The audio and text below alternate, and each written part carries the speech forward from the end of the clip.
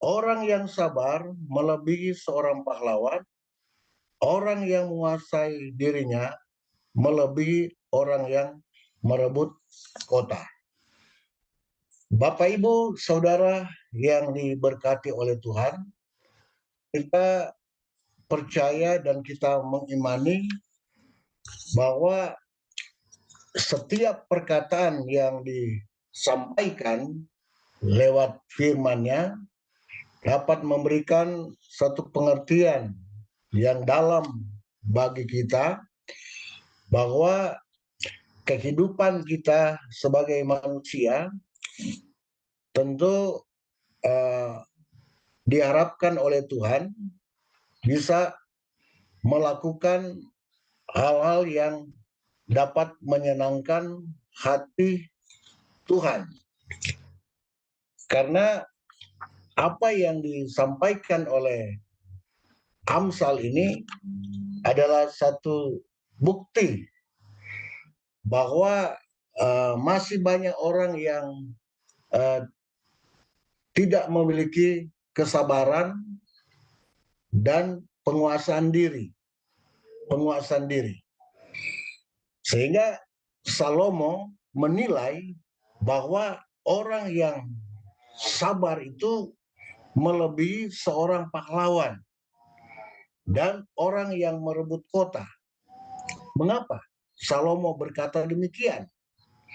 Nah, kita tentunya tahu bagaimana seorang pahlawan dia berjuang, ya kan, supaya dia bisa memperoleh kemenangan. Nah, sebelum kita akan maju ke kata sabar dan penguasaan diri, maka kita akan menyinggung tentang kata pahlawan. Kata pahlawan. Kata pahlawan di sini dalam bahasa Ibrani ada kata gibor, artinya orang yang kuat, orang yang berkuasa, orang yang gagah berani. Nah, gagah berani artinya seorang yang berjasa bagi bangsa atau kerajaan atau negara. Nah, contoh kalau kita mengikuti sejarah bangsa kita, bagaimana perjuangan para pahlawan sehingga mereka bisa merebut kemerdekaan. Dan kita bersyukur karena bulan Agustus ini bangsa kita akan merayakan hari kemerdekaannya yang ke-80 tahun. Itu secara fisik mengalami kemerdekaan sehingga tidak ada lagi penjajah yang bisa menjajah, ya kan, bangsa kita. Nah, ada beberapa contoh yang disampaikan tentang seorang pahlawan, khususnya pahlawan Indonesia, ya kan, untuk untuk diangkat sebagai pahlawan tentunya memenuhi sejumlah syarat, yaitu yang pertama adalah warga negara Indonesia. Kedua, dia pernah berjuang di wilayah NKRI dan juga memiliki integritas moral dan keteladanan.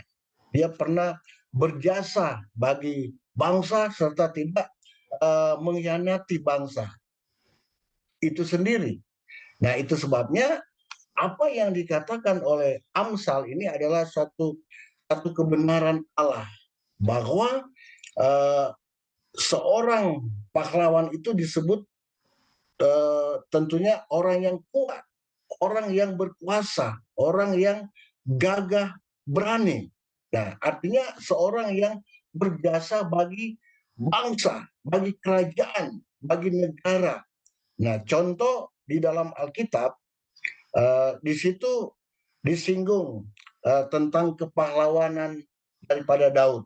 Nah, kalau kita membaca itu di dalam 1 Samuel pasal yang ke-16, 1 Samuel pasal yang ke-16, dengan jelas Alkitab menyinggung tentang kehidupan daripada seorang yang bernama Daud di dalam pasal yang ke-16 ayat yang ke-18 berkata begini.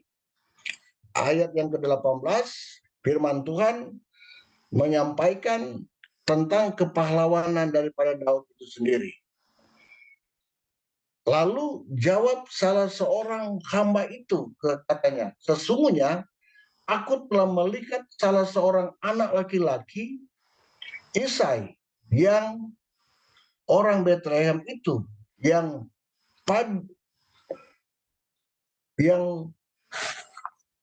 sesungguhnya aku telah melihat salah seorang anak laki-laki Isai, orang Betlehem itu yang pandai main kecapi. Ia seorang pahlawan yang gagah perkasa, seorang prajurit yang pandai bicara oleh perawakannya, dan Tuhan menyertai dia.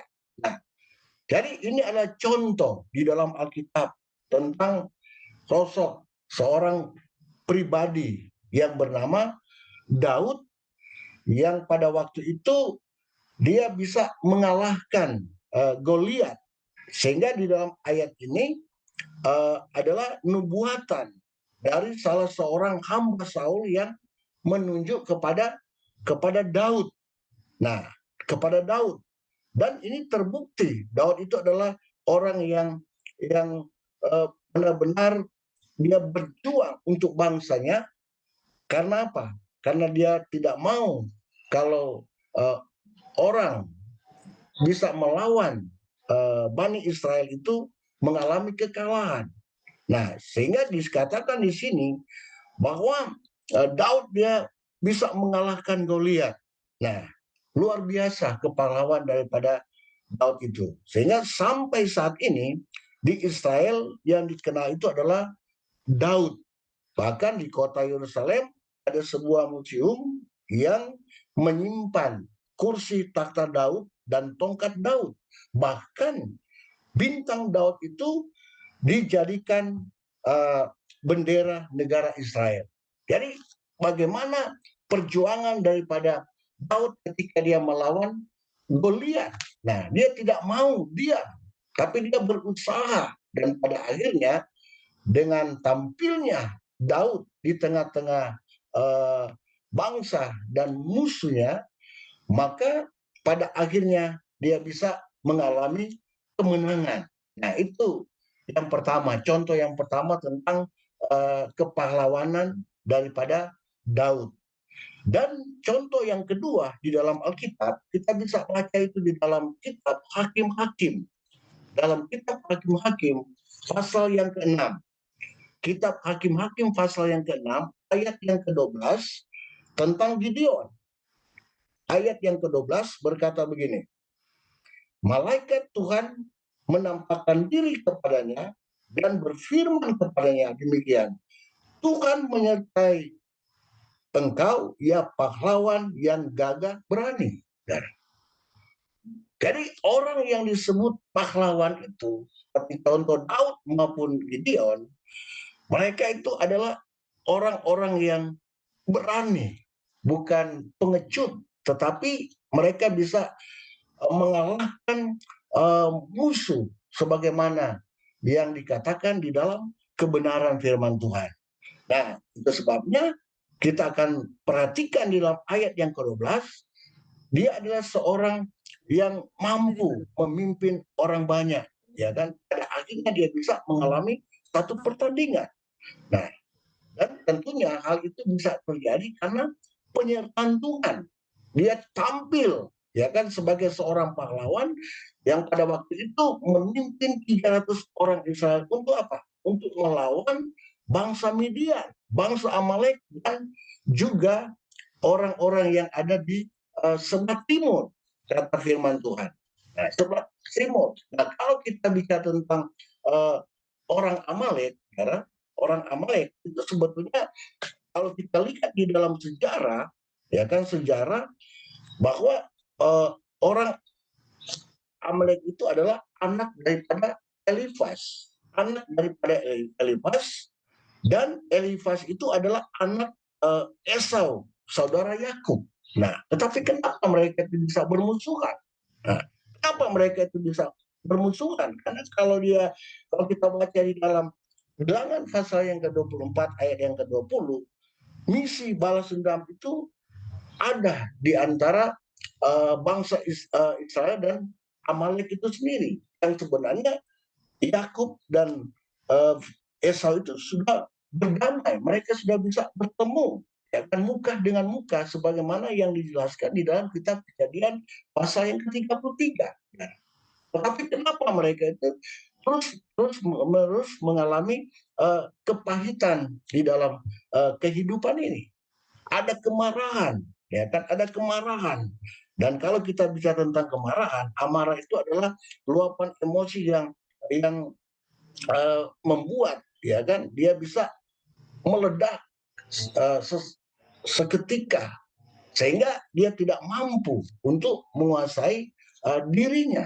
Nah, makanya di sini dikatakan tentang bagaimana seorang Gideon dia dipakai Tuhan dengan begitu luar biasanya, dan pada akhirnya dia bisa mengalahkan musuh-musuh Israel itu sendiri. Dan Israel itu sendiri. Itu karena apa? Karena kepahlawanan daripada Gideon itu diperhitungkan. Dia benar-benar menjadi orang yang berani, ya kan? Dia bisa memimpin, ya kan?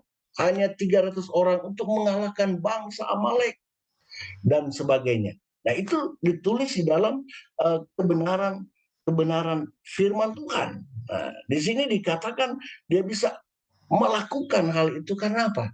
Karena dia tahu bahwa Allah yang dia sembah itu adalah Allah yang luar biasa, yang terus memagari, membentengi mereka sehingga mereka bisa masuk di dalam pertempuran dan beroleh kemenangan. Sama seperti dengan kehidupan kita. Kalau kita tidak pernah mengalami pencobaan atau ujian, kapan kita akan berbicara tentang pertolongan Tuhan? Kalau kita tidak pernah mengalami peperangan, kapan kita akan bersaksi tentang kemenangan yang Tuhan berikan bagi kita? Bagi kita. Sehingga apa yang dikatakan di dalam kebenaran firman Tuhan, itu ya dan amin. Bahwa dalam kita menghadapi situasi kondisi sekarang ini, kita tetap memiliki hati untuk terus terhubung dengan Tuhan. Karena kita disebut orang yang disebut pahlawan itu adalah orang yang dia berjuang, ya kan? Dia berusaha supaya apa? Supaya dia bisa mendapatkan kemenangan yang begitu luar biasanya. Nah, kalau kita kembali kepada ayat pokok tadi, bahwa di dalam ayat yang ke-32 bagian A dikatakan bahwa orang sabar, ya kan, orang orang yang sabar melebihi seorang pahlawan. Nah, kalau tadi kita sudah bicara tentang apa sebetulnya dimaksud dengan pahlawan, nah sekarang kita akan masuk kepada kata sabar. Nah, orang sabar melebihi seorang pahlawan. Nah, kata sabar mengandung dua arti, yaitu yang pertama, arti sabar berarti menunggu, ya, atau menanti dengan waktu yang panjang. Yang panjang itu namanya orang yang sabar. Nah, orang yang sabar. Kalau dia orang sabar, subur. Kalau dia orang tidak sabar, dia cepat masuk kubur juga, ya kan? Karena dia tidak apa bisa mampu untuk menghadapi situasi kondisi yang dia hadapi. Nah, itu sebabnya di sini katakan sabar berarti menunggu, menanti dengan waktu yang begitu panjang. Menanti janji Allah itu sangat memerlukan ketaatan yang tinggi. Karena apa? Karena waktu kita bukanlah waktunya Allah, tetapi yang pasti waktu Allah adalah waktu yang tepat dan terbaik bagi kehidupan kita. Kadang-kadang kita membutuhkan sesuatu, ya kan, perlu kesabaran, sama seperti contoh kesabaran daripada Abraham. Ya kan, kesabaran daripada Abraham sangat luar biasa. Dia bertahan walaupun pernah juga dia melakukan satu kesalahan. Ya. Tetapi firman Tuhan berkata bahwa dengan iman Abraham itu dia diperhitungkan. Ada sesuatu yang Tuhan lakukan di dalam kehidupan daripada Abraham itu sendiri. Nah, ketika Abraham itu menunggu, menanti dengan cukup panjang, ya kan, maka Tuhan memberi berkat kepada Abraham. Tapi itu pun ketika masuk dalam masa remaja, Tuhan minta Abraham supaya Ishak itu dikorbankan, ya kan? Dikorbankan.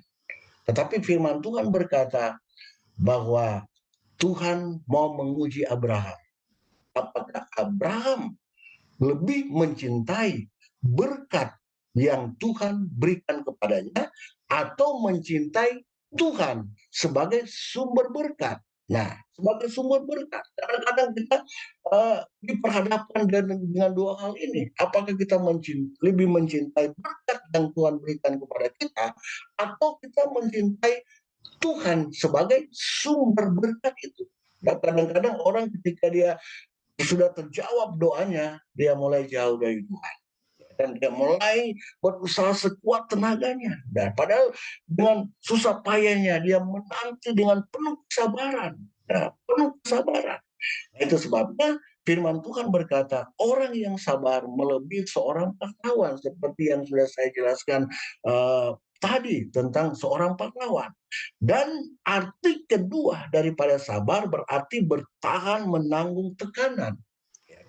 Bertahan menanggung tekanan berarti kita mengalami penderitaan. Dan kalau penderitaan itu terjadi, Tuhan izinkan. Dan dia akan melakukan hal yang luar biasa. Di balik penderitaan, di balik sakit penyakit yang kita hadapi, Tuhan akan menyatakan kemuliaannya. Nah, kemuliaannya. Sehingga surat Yakobus juga menekankan betapa pentingnya dan perlunya kita harus senantiasa bersabar. Bagaimana yang dikatakan di dalam Yakobus pasal yang kelima ayat yang ke-7 sampai 8 dikatakan, karena itu saudara bersabarlah sampai kepada kedatangan Tuhan. Sesungguhnya petani menantikan hasil yang berharga dari tanahnya, dan ia sabar sampai turun hujan musim gugur dan hujan musim semi. Kamu juga harus bersabar dan harus meneguhkan hatimu karena kedatangan Tuhan sudah dekat. Saudara, janganlah kamu bersungut-sungut dan saling mempersalahkan supaya kamu jangan dihukum. Sesungguhnya hakim telah berdiri di ambang pintu.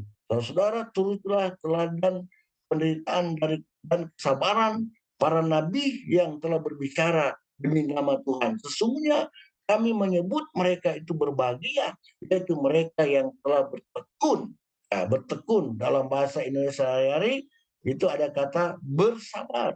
Kamu telah mendengar tentang ketekunan atau kesabaran Ayub, dan kamu telah tahu apa yang pada akhirnya disediakan Tuhan baginya, karena Tuhan Maha Penyayang dan penuh belas kasihan. Nah, jadi kata sabar yang dituliskan di dalam Yakobus pasal yang kelima ayat 7 sampai 8 ditulis sampai 6 kali, ya kan? Nah, jadi kita belajar ya kan, bersabar. Ada contoh tentang seorang petani, ya kan? Dia menanam, dia penuh kesabaran untuk menanti hasilnya, ya kan? Menanti hasilnya karena mereka itu berusaha supaya bisa memenuhi kebutuhan mereka, ya. Kebutuhan mereka. Seorang petani, saudara. Kalau kita bicara di dunia pertanian, ya kan, negara kita disebut negara agraris karena apa? Karena mayoritas penduduk Indonesia ini mereka itu bekerja di bidang pertanian. Nah, Tuhan memberikan potensi-potensi bagi kita sebagai umatnya supaya kita bisa mengerjakan itu dengan penuh kesabaran. Karena apa? Karena Tuhan sudah berikan fasilitas-fasilitas untuk kita bisa lakukan satu pekerjaan-pekerjaan yang baik untuk apa? Mendatangkan kebaikan, mendatangkan sesuatu yang bisa menghasilkan di dalam kehidupan keluarga, pelayanan kita. Jadi seorang petani dikatakan dia menunggu dengan sabar. Dan bukankah di dalam kitab Kejadian pasal yang pertama, ya kan, yang dikatakan di situ bahwa hari yang pertama itu Tuhan jadikan langit dan bumi dan semua isinya, ya kan? Dia menjadikan, berarti itu bisa saya katakan Tuhan menyediakan sumber daya alam, ya kan? sebelum dia menjadikan manusia. Dan yang hari ke-6, dari hari ke-1 sampai hari yang ke-5, Tuhan itu jadikan alam semesta ini. Dan hari yang ke-6 dia bentuk manusia, berarti ada sumber daya manusia di dalamnya. Ya, ada SDA-nya, ada SDM-nya, ya kan? Untuk apa? Memenuhi kebutuhan. Nah, di sini dikatakan contoh tentang seorang petani di mana dia penuh kesabaran untuk menanti hasilnya, ya kan? Hasilnya. Karena apa? Karena di sini dikatakan bahwa kita harus belajar bersabar seperti seorang petani dalam menghadapi musim gugur. Dan di sini berbicara tentang bisa saja kita ada kekecewaan, kita ada kerugian, ada kegagalan, ya kan, kegagalan dan musim semi yang berarti pengharapan, ada keberhasilan dan kemenangan yang kita akan raih asalkan kita tetap hidup di dalam kesabaran. Dan ada contoh yang kita sampaikan tentang kesabaran daripada Ayub, ya kan?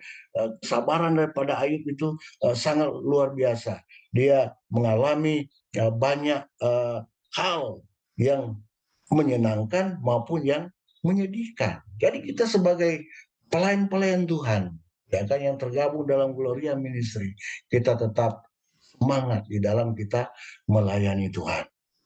Dan saya, ya kan, saya sebagai hamba Tuhan sekeluarga di pelayanan di GPD Anugerah Baik Kemumak sudah memasuki tahun yang ke-30 dalam pelayanan. Ya kan, walaupun penuh kesulitan, walaupun penuh tantangan, ya kan, tantangan, tetapi Tuhan masih sayang dan dengan kesabaran yang dimiliki, maka disitulah Tuhan munculkan hal-hal yang sangat luar biasa. Karena apa? Karena kesabaran. Ya kan, selama 30 tahun, ya kan, melayani Tuhan dengan berbagai macam tantangan. Menjadi seorang hamba Tuhan sudah memasuki tahun 41 tahun, kan, menjadi pelayan Tuhan. Tapi menjadi gembala di Waikabubak, Sumba Barat itu ada sudah memasuki tahun yang ke-30, ya kan, dari awal. Jadi luar biasa, punya kepedulian, tapi dengan penuh kesabaran, karena pelayanan di Sumba Barat ini masih kurang lebih 56.000 yang masih animisme, ya kan? Animisme masih istilah apa itu bahasa Sumba. Bahasa Sumba itu marapu, aliran kepercayaan. Nah, masih banyak orang-orang yang belum percaya kepada Tuhan, walaupun Sumba ini bagian dari Nusa Tenggara Timur, mayoritasnya itu 91% itu adalah beragama Kristen, baik Katolik maupun Protestan.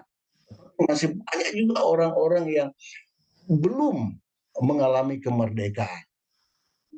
Seperti saya sudah katakan tadi, Indonesia memang sudah mengalami kemerdekaan 80 tahun secara fisik, tapi secara rohani masih banyak orang yang masih dijajah, ya kan, oleh kuasa-kuasa gelapan. Mereka belum mengalami kemerdekaan di dalam Kristus. Dan untuk melayani mereka penuh dengan harus membutuhkan kesabaran sebagai hamba-hamba Tuhan.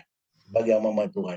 Nah, makanya di sini dikatakan bahwa kalau kita mau, ya kan, uh, mengalami kemenangan, biarlah kita tetap menjalani setiap tugas pelayanan kita dengan penuh kesabaran. Dan yang kedua, bukan hanya kesabaran yang disampaikan oleh Amsal, tetapi kalau kita kembali lagi di dalam ayat yang ke-32, bahwa orang yang menguasai dirinya melebihi orang yang merebut kota. Kalau tadi sabar, sekarang penguasaan diri. Nah, apa sebetulnya definisi daripada kepenguasaan diri? Bisa menahan dorongan nafsu, kedagingan, ya kan, yang ada di dalam dirinya, atau tidak menuruti keinginan nafsu daging, tetapi mematikannya supaya bisa apa? Tunduk taat akan kebenaran firman Tuhan. Nah, jadi penguasaan diri itu sangat penting. Karena apa? Karena orang yang tidak dapat menguasai dirinya itu sama seperti mobil tanpa rem. Pasti berakibat kecelakaan. Dia akan mengalami cacat cacat, pasti dia akan mati kalau dia tidak berhati-hati dalam soal itu, saudara. Jadi sama seperti contoh orang yang memegang pisau, ya kan, atau parang. Kalau digunakan baik-baik maka akan besar faedahnya. Tetapi kalau digunakan dalam keadaan emosi, marah, tidak dapat menguasai diri, maka akan sangat berbahaya, mencelakakan diri sendiri, bahkan orang lain. Nah, itu sebabnya penguasaan diri itu sangat sangat penting. Karena kadang-kadang kita marah, ya kan, marah, emosi, ya kan, tidak terkendali. Nah, makanya di dalam kitab Efesus di situ dikatakan buanglah amarah, nah, amarahmu, ya, karena amarah itu, emosi itu bisa membuat orang lain bisa bisa bisa tersandung dan sebagainya. Nah, sehingga ada pepatah Cina mengatakan begini, kalau kita membuat keputusan yang baik, sekali lagi, kalau kita membuat keputusan yang baik, lakukanlah sesudah kita makan, mandi, dan istirahat. Artinya, apapun situasi yang kita hadapi, jangan pernah mengambil keputusan sewaktu kita marah. Lakukanlah itu saat kita tenang, ya kan? Tenang dan jernih. Itu menjadi pertanyaan bagi kita, kapan kemarahan itu bisa menjadi dosa, ya kan? Yang pertama, kalau kemarahan itu tidak dikendalikan. Nah, tidak dikendalikan. Kalau kemarahan kita memberi kesempatan kepada iblis.